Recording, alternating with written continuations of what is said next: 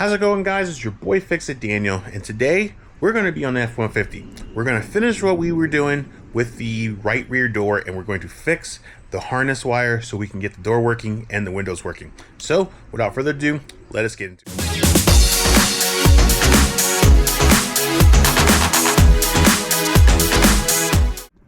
So guys, welcome to the channel, and thank you guys so much for watching. So today we're going to be back on my F150. We're going to be fixing the right rear door. In my previous video I replaced the locking mechanism and showed you guys how to do that. But then unfortunately the locking mechanism didn't work and we have to replace the door harness. I did the exact same thing a while ago on my my left rear door. Replace the door mechanism and replace the harness. I think really and honestly in this whole entire ordeal with both of them, the actual real culprit is the harness. I don't think it's the locking mechanism because the locking mechanism even worked. So I end up replacing them both, and then really honestly the harness is really the culprit.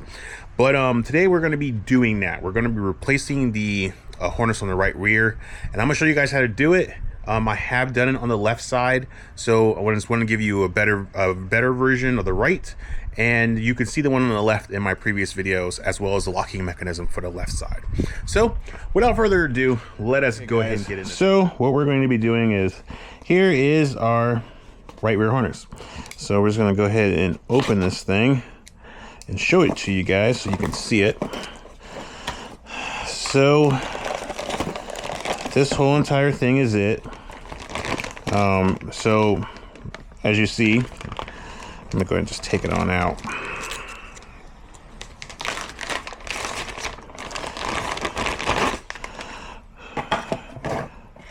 So this is the kit. It comes with everything, all the harness, everything that you need to replace the whole entire right door connections, all brand new. And then this is the part that goes into the column between the doors. So there's an actual covering piece. So this piece goes for the door, but then this piece is on the pillar. And then there's an actual connection inside the pillar that leads you to the front and all the other controllers going up to the front. So this is a really game changer of doing this. Some people would try to track the wire down and try to do it that way. This is way more easier to do, way less complicated. You don't have to guess, and you get new hardware and components from when this thing was built by the factory, because people don't replace harnesses like this all the time. This is something that would this harness in the truck would be something that would be there since the truck was built from the factory. So with you updating it, you get a longevity of the door lock mechanism working, and you don't have to worry about it getting kinked and crinked for a while. So, but also the good point is keeping the old one, because if you do happen to have this problem again, say if you keep the truck for a very, very long time, and you run into the same problem again with the door mechanism working, if you keep the old harness, you can take components off. Or if you break these or break any of these, if you keep the old one, you can depend them and then reuse them. So it's a good thing to have. Instead you have to track it down, figure out what this is, cut and splice if you need be. It's always good to have it. I have an extra one up there up top of my my left rear one, and my left locking mechanism, and my right locking mechanism is up there. I keep those just in case I need to replace it. I can just grab it off the shelf, replace it, put it back in. So because the locking mechanisms, they work. It's like I said, it's the harness that's the problem. So let's go do this. All right guys, we're gonna get into this. So I got you on my head cam, so that way I can do hands-free. Hopefully this works. The battery lasts a little longer. So this is the part that we're going to be unplugging. It's like in this pillar is the connector, and then this is where the door goes, and then you just go in there. So what we're going to do is we take the door panel back off again to get access to everything, and then we'll start popping these off, undisconnect it, take them all off. You have to slide everything out through this hole. All the connectors come out of this way, so you pull this off, disconnect it, pop this off, and then all the connectors you need to pull off, pop them off their poppers, and then pull them out this direction, and then everything goes back in. So we also need to get a good visual of what everything looks like, so that way we know where everything needs to go. So all right, so what we're going to do is we're going to get this little cover piece off right here. All right, so we're We're gonna pull this off here. Just get your little hook behind. Get in this corner here and just pull like so. Then this pops off. Remember, this one didn't have a screw, so done. Then what we're gonna do is we're gonna pop this off here. Just pop them off. Just get a nice good pull. This is why you carry this little tool here. This is fine. Just enough to get you some room to pop it off. All right, so now we got that. We got our exposed, our 7. I think it's a 7, let's see. I think it's a 6 actually. Yeah, it's our 6. So we're gonna take this off first, and then there's 2 more on the bottom that we gotta pull off. There's one right here.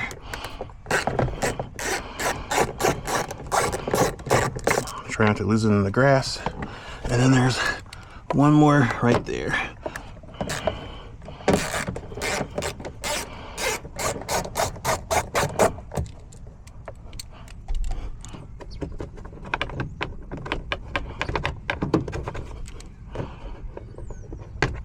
All right, just like that. Really simple, really easy. Then all we do is we do a pull and lift. Get everything kind of off.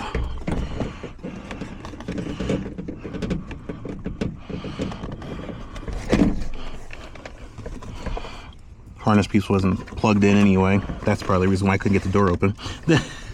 So I forgot to plug in back the harness piece, which was fine because it makes life a little easier. So you normally would have a harness that would go right here. It go actually right into there like that. But since that's not there, it's off. So now we have to get this off. Let me get some pliers. All right, so take our pliers and just squeeze these little tabs. Actually, this little corner one's gonna work a lot better. So take it, squeeze it, then let it just kind of go through on its own. And you pull it out, pull this cable, lift up, door's off. Set that to the side. That's all good.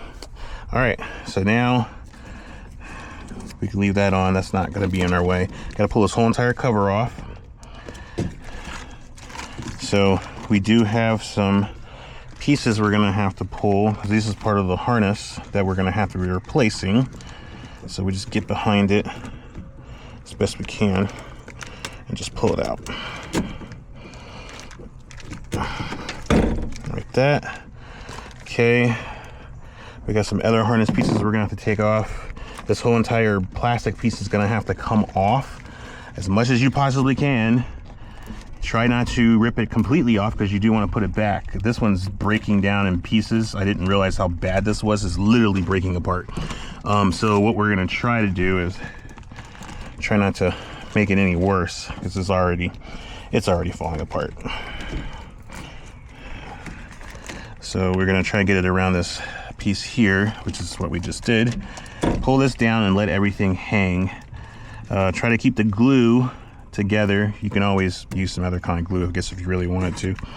But this is really much all you need, because you need access to all these harnesses. So as you see now, you have the lock for the control, you have the lock for the lock, the window motor, which we actually need to tighten back down, and then you have the other harness.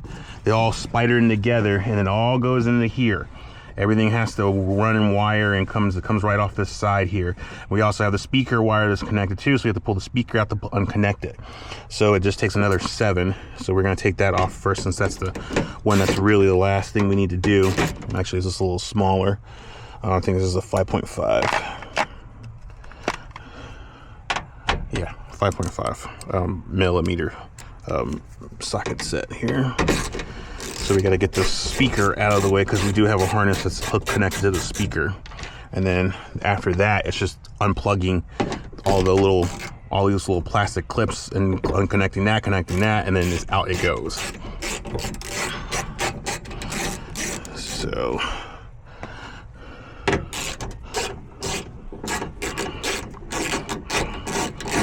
just like so.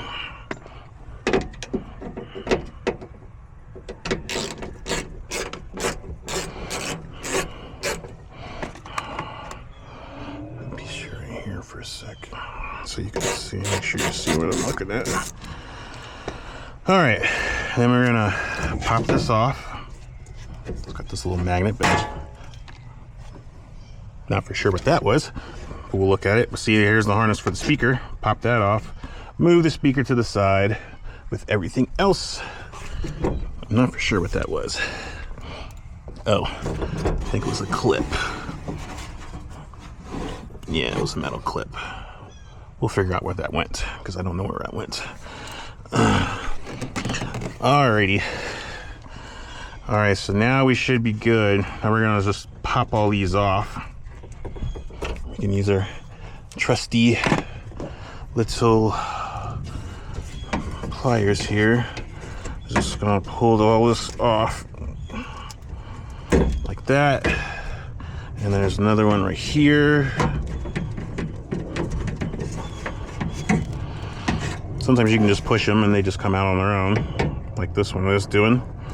Just like that, and hopefully this one will do the same. Yep, cool. So get all these disconnected. Actually, let's just see if we can push them all in.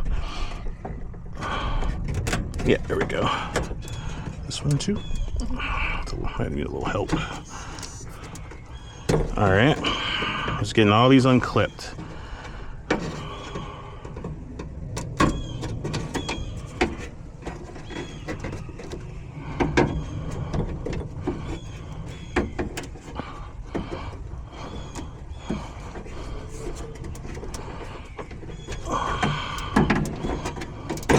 All right, now that we got all of our harnesses, except for this one right here.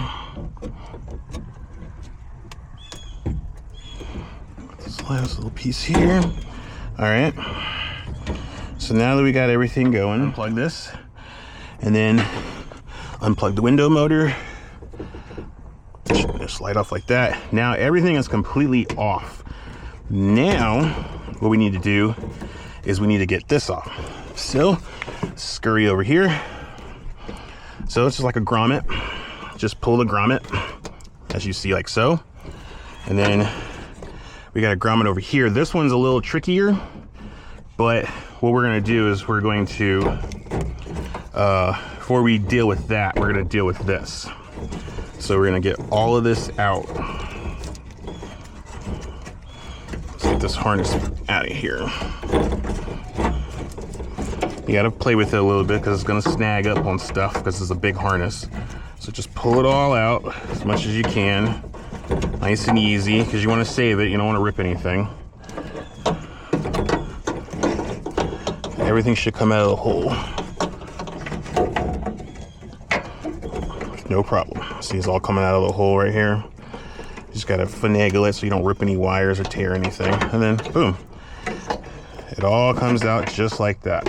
Okay, and then now we're gonna grab our other one and we're just gonna re-shove everything back in, just like so. So shove this through,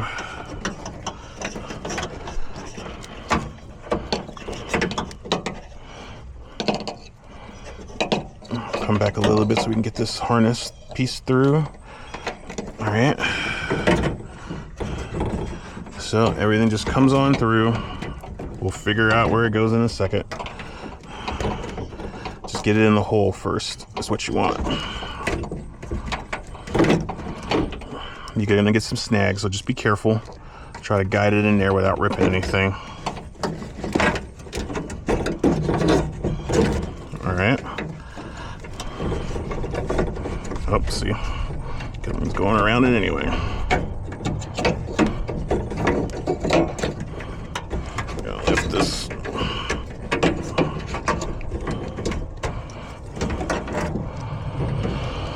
right, now we got the harness through. Now what we do is just push it.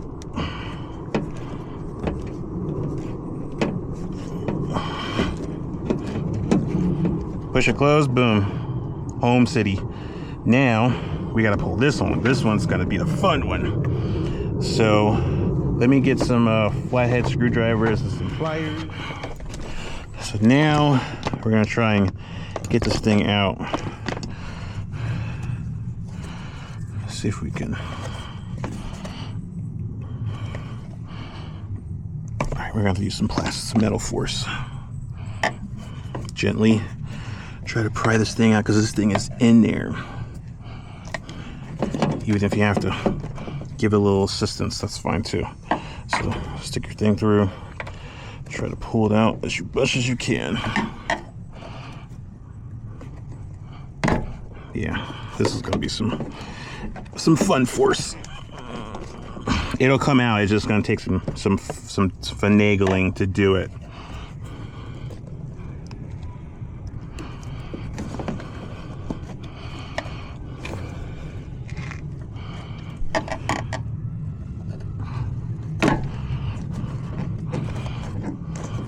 I believe there's a boot.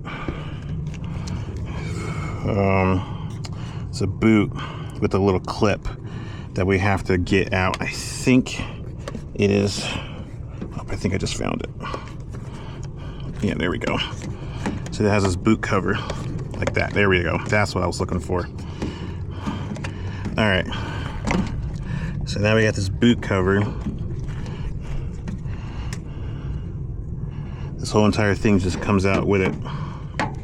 Here it comes. So we just take this little pry thing and pry this little corner, this little clip. There we go. I think there's another one on the other side, which is going to be fun to get to. Let me open the door.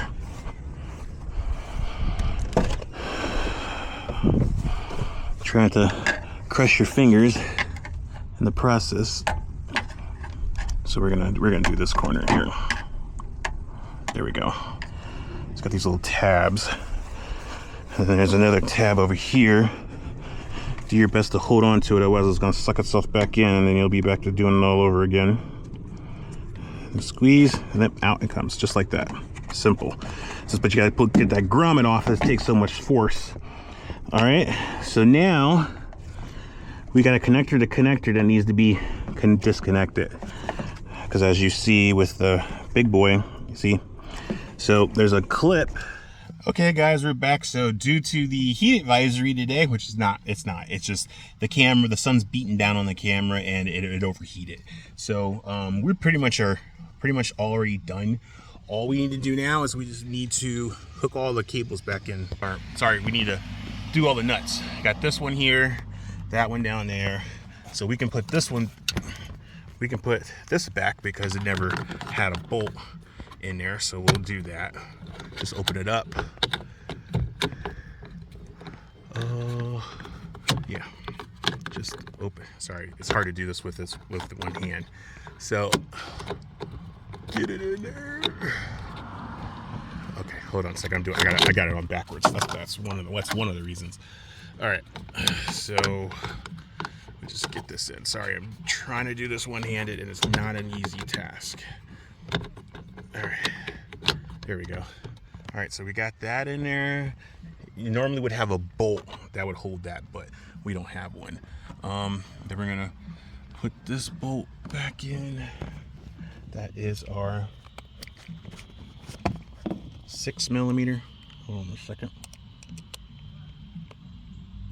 All right, so we're gonna take our 6mm bolt, just take it home.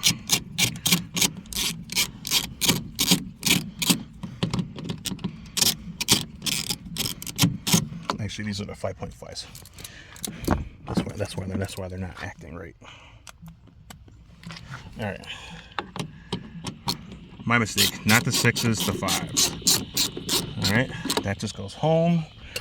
Then we take our cover piece and just put it right back over. Just sit it right in. Make sure the holes line up and push in. And that takes care of that. And then we have the last 2 bolts that go one there and one there. All right, guys, and just like that, there's one in, and there's a second one in. And the very last thing we need to do is we need to put this back in. So now that we know that everything is working, I always like to make sure that this is the last thing you put back in. So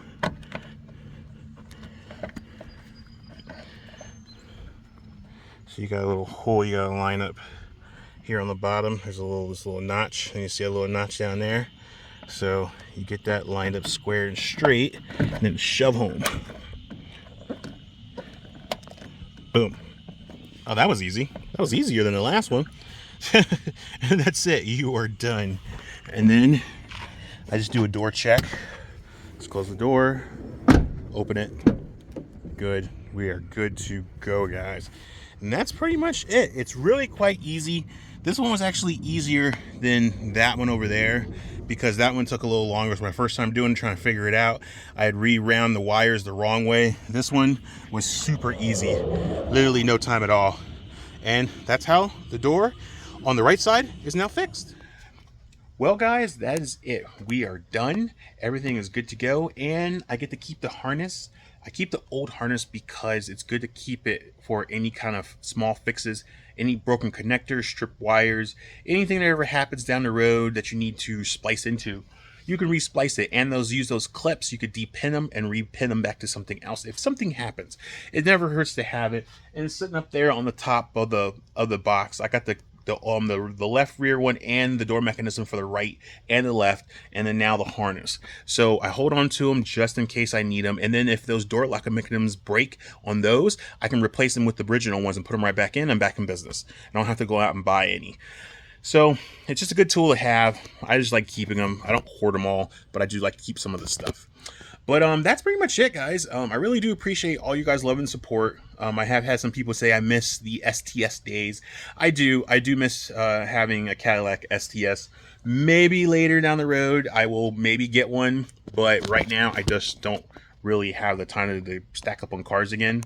I did like the Cadillac. I mean, I would love to try to go for a CTS-V. That would be sick with the supercharger. I've never really owned a supercharger or a turbocharged car. I've always owned all straight motor vehicles. Never really had no boosted vehicles or anything like that. It would be kind of cool to have one. So that's a little fun car. But yeah, that's pretty much it. I really do appreciate you guys' support, though, of all my old videos and new videos. And I know I haven't posted out a lot of videos, and I'm sorry for that. I've been definitely working on my mobile mechanic business, and has been taking off, and I really am thankful for that, because it's not me. I had a perfect opportunity to get to do what I like to do, and I'm happy to do it, and be getting a lot of customers, and I could always use more customers. So the more the merrier, and just help people out. Me and my wife's goal was to get a mobile mechanic business to help people out, and in our local area and abroad. And I hope you guys plenty much on YouTube with my videos, and you guys asking me questions, and I give you back the feedback or what I found or whatever the issue that you may have, and help you out with it. Quite knowledgeable in it. So if you guys have any questions or comments, not particularly of the F150 or my CRV or the Pontiac Vibe, but any vehicle, if you have any questions, please definitely hit me up. Go down in the comments, let me know what you guys have, and I'll do my best to research it and help you guys out in every best way I can. But that's pretty much it, guys. We do have some more things to do on the F-150. The last thing that mechanically wise I want to do is replace shocks and struts. I do have them. I just have to find time to put them in. So like today, I took off from work, take a little relaxing break, kind of reset, because I have been busy for weeks on end, been fully booked and busy, and I really hadn't had time to work on the vehicles that I have to replace some parts and stuff. I have shown you nothing on the CRV, and I've done a ton of stuff on that. I just didn't think anybody would be caring too much about it, and it was really more just trying to get it back on the road. But I am dealing with a brake issue on that CRV. This gray one right here is my 2004 Honda CRV. I think I've introduced it to you before. I just didn't really dive into any of the problems I've done with it. So I'm having a soft brake pedal issue. I think it is the ABS module, because I've bled them. I've replaced the brakes, bled the brakes, replaced the master cylinder. I bled them twice all the way around. I bled them wrong the one way, and then I bled them the other way that they told you to bleed them. So I bled them the domestic way, and now I needed to bleed them the import way. So did both ways, and it still didn't matter.